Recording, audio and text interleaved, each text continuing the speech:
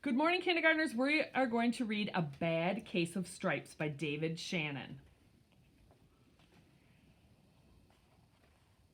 Camilla Cream loved lima beans, but she never ate them. All of her friends hated lima beans, and she wanted to fit in. Camilla was always worried about what other people thought of her. Today, she was fretting even more than usual. It was the first day of school, and she couldn't decide what to wear. There were so many people to impress. She tried on 42 outfits, but none seemed quite right. She put on a pretty red dress and looked in the mirror. Then she screamed. Her mother ran into the room and she screamed too. "Oh my heavens," she cried. "You're completely covered with stripes." This was certainly true. Camilla was striped from head to toe. She looked like a rainbow. Mrs. Cream felt Camilla's forehead.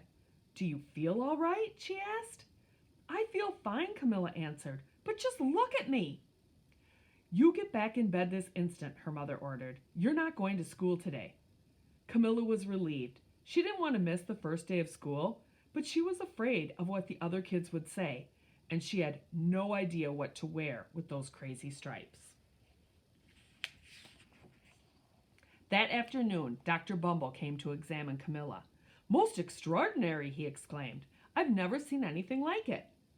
Are you having any coughing, sneezing, runny nose, aches, pains, chills, hot flashes, dizziness, drowsiness, shortness of breath, or uncontrollable twitching?" "No," Camilla told him. "I feel fine." "Well then," Dr. Bumble said, turning to Mrs. Cream, "I don't see any reason why she shouldn't go to school tomorrow. Here's some ointment that should help clear up those stripes in a few days. If it doesn't, you know where to reach me." And off he went. The next day was a disaster. Everyone at school laughed at Camilla. They called her Camilla Crayon and Night of the Living Lollipop. She tried her best to act as if everything were normal, but when the class said the Pledge of Allegiance, her stripes turned red, white, and blue, and she broke out in stars. The other kids thought this was great. One yelled out, "Let's see some purple polka dots." Sure enough, Camilla turned all purple polka dotty. Someone else shouted, "Checkerboard!" and a pattern of squares covered her skin. Soon everyone was calling out different shapes and colors, and poor Camilla was changing faster than you can change channels on a TV. That night, Mr. Harms, the school principal, called. "I'm sorry, Mrs. Cream," he said. "I'm going to have to ask you to keep Camilla home from school. She's just too much of a distraction, and I've been getting calls from the other parents. They're afraid those stripes may be contagious." Camilla was so embarrassed. She couldn't believe that 2 days ago everyone liked her. Now nobody wanted to be in the same room with her. Her father tried to make her feel better. "Is there anything I can get you, sweetheart?" he asked. "No, thank you," sighed Camilla. What she really wanted was a nice plate of lima beans, but she had been laughed at enough for one day.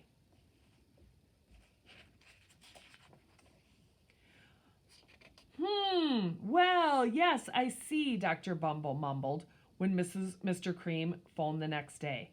"I think I'd better bring in the specialists. We'll be right over."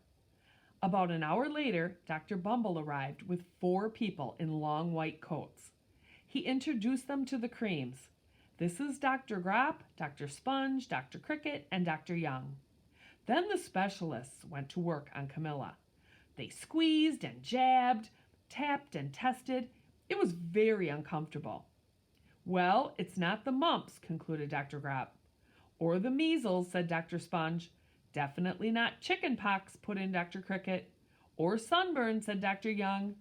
"Try these," said the specialist. They each handed her a bottle filled with different colored pills. "Take one of each before bed," said Dr. Grop. Then they filed out the door, followed by Dr. Bumble. That night, Camilla took her medicine. It was awful. When she woke up the next morning, she did feel different. But when she got dressed, Her clothes didn't fit right.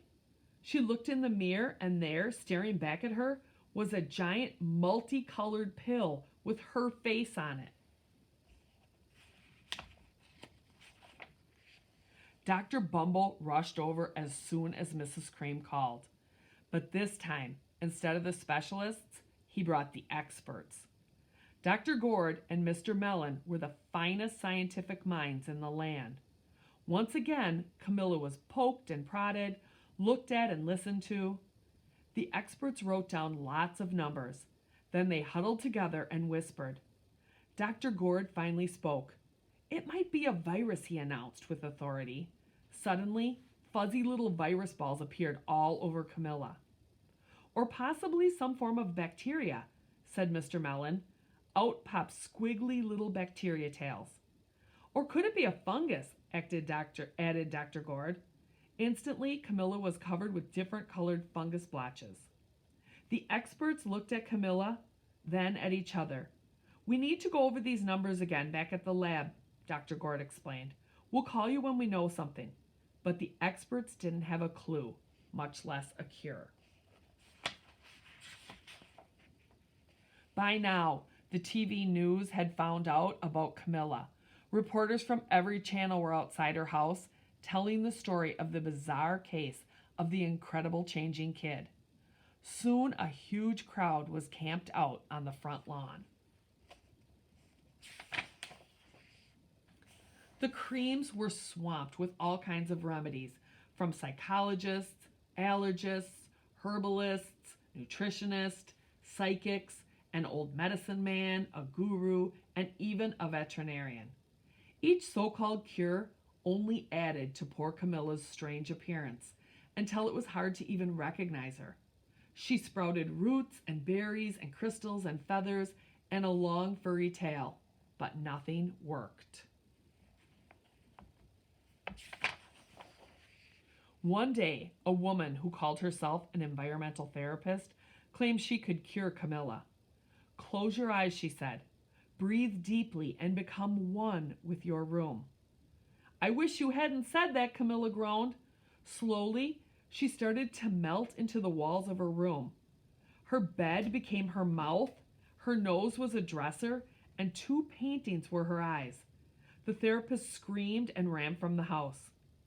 What are we going to do? Cried Mrs. Cream. It just keeps getting worse and worse, she began to sob. At that moment, Mr. Cream heard a quiet little knock at the front door. He opened it, and there stood an old woman who was just as plump and sweet as a strawberry. Excuse me, she said brightly, but I think I can help. She went into Camilla's room and looked around. My goodness, she said with a shake of her head. What we have here is a bad case of stripes. One of the worst I've ever seen. She pulled a container of small green beans from her bag. Here, she said, these might do the trick.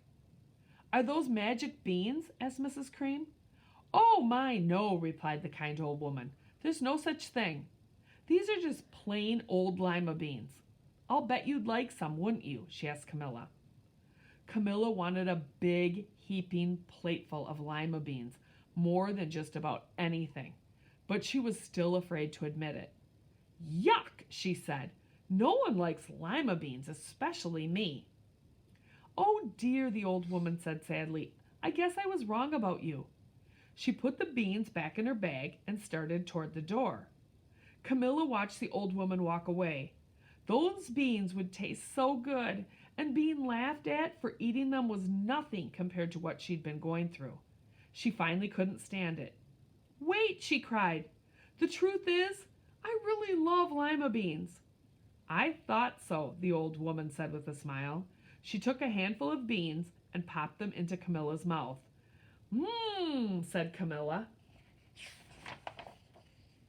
Suddenly, the branches, feathers, and squiggly tails began to disappear. Then the whole room swirled around. When it stopped, there stood Camilla, and everything was back to normal. I'm cured, she shouted. Yes, said the old woman. I knew the real you was in there somewhere. She patted Camilla on the head. Then she went outside and vanished into the crowd. Afterward, Camilla wasn't quite the same. Some of the kids at school said she was weird, but she didn't care a bit. She ate all the lima beans she wanted, and she never had even a touch of stripes again. Have a good day, you guys.